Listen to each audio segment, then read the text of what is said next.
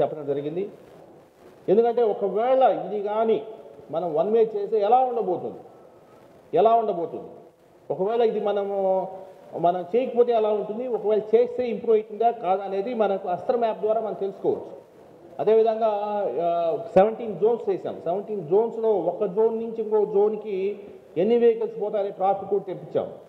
రేపు భవానీ దీక్షలు 17 మన 21 నుంచి 25 వరకు భవానీ దీక్షలు ఉన్నాయి. సో ఈ భవానీ దీక్షల్లో ఏం చేయాలా, ఎలాగా పోయినసారి భవానీ దీక్షలు ఏం జరిగింది, సో ఎలాగ చేయాలనేది ఆలోచిస్తున్నాం. తర్వాత మొన్న దసరా అమ్మవారి ఉత్సవాల్లో ట్రాఫిక్ చాలా బాగా బ్రహ్మాండంగా ఉందని నాకు చాలామంది చెప్పారు. చాలా బాగుంది సార్. ఎందుకు బాగుందంటే అన్నీ అలౌ చేశాము.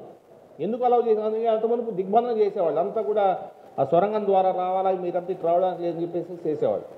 మేము ఫస్ట్ రోజు మేము అట్లా స్టార్ట్ చేశాం.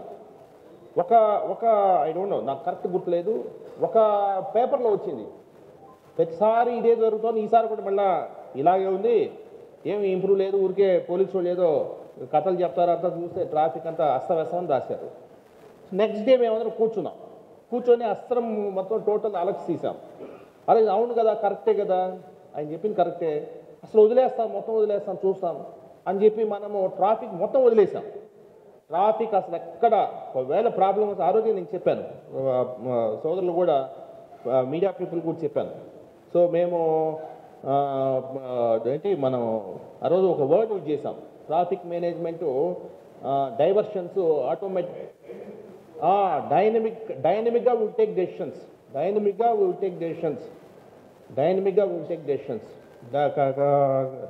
మన traffic diversions will take traffic diversions allow చేసిన తర్వాత చాలా చక్కగా బ్రహ్మాండంగా వచ్చింది.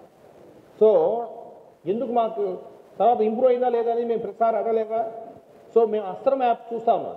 మేమందరం వీఆర్ సిట్టింగ్ ఇన్ కంట్రోల్ రూమ్లో అసలు కంజెషన్స్ ఏం నడుస్తున్నాయి. ఒకరోజు రాత్రి 1500 మీటర్లు వచ్చింది కంజెషన్, వెస్ట్ బైపాస్ అట్లా తిప్పడం వల్ల వచ్చింది. మన అడిషన్ డీసీ పై నిలదీసి ఎందుకు వచ్చిందని. So he was telling something, sir ఈ విధంగా జరుగుతుంది కాబట్టి వచ్చిండొచ్చు. సో ఇమీడియట్గా దాన్ని మనం కరెక్ట్ చేసుకున్నాం. అంటే ఒక ఫీడ్బ్యాక్ మెకానిజంగా మనకు ఈ అస్త్రం అనే యాప్ ఉపయోగపడుతుంది. ఈరోజు ఇప్పుడు వచ్చేటప్పుడు కూడా నేను చూశాను, ఈరోజు ఏమన్నా కంజెషన్స్ ఉన్నాయంటే ఈరోజు ఏం లేవు, ప్రశాంతంగానే ఉంది.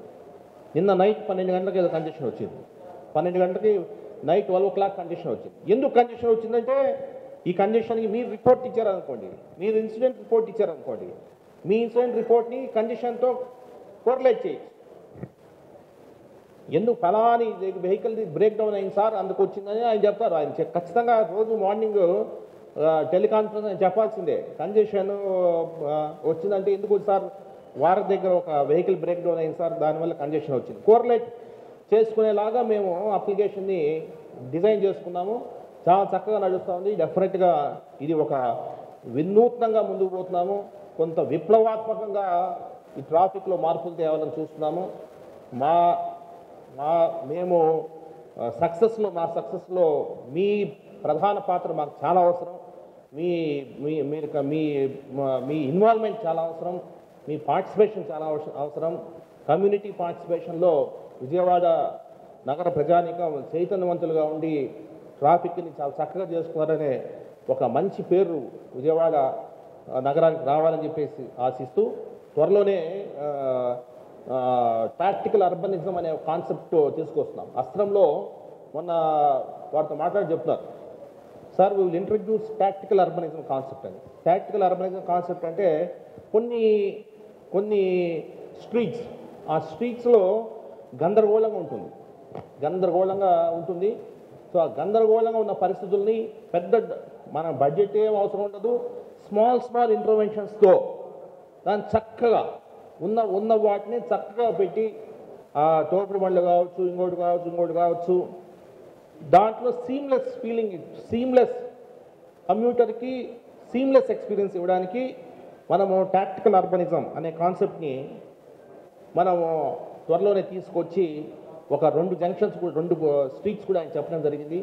ఆ స్ట్రీట్స్లో కొంత సీమ్లెస్ ఎక్స్పీరియన్స్ గురించి కొంత ఈ టాక్టికల్ అర్బనిజం కాన్సెప్ట్స్ని త్వరలోనే ఇంట్రడ్యూస్ చేస్తామని తెలియజేస్తూ ఇంత మంచి ప్రోగ్రాం ఏర్పాటు చేసిన దానికి డీసీపీ ట్రాఫిక్ గారికి, అడిషనల్ డీసీపీ ట్రాఫిక్ గారికి అందరికీ కూడా ధన్యవాదాలు తెలియజేస్తూ ముగిస్తాను.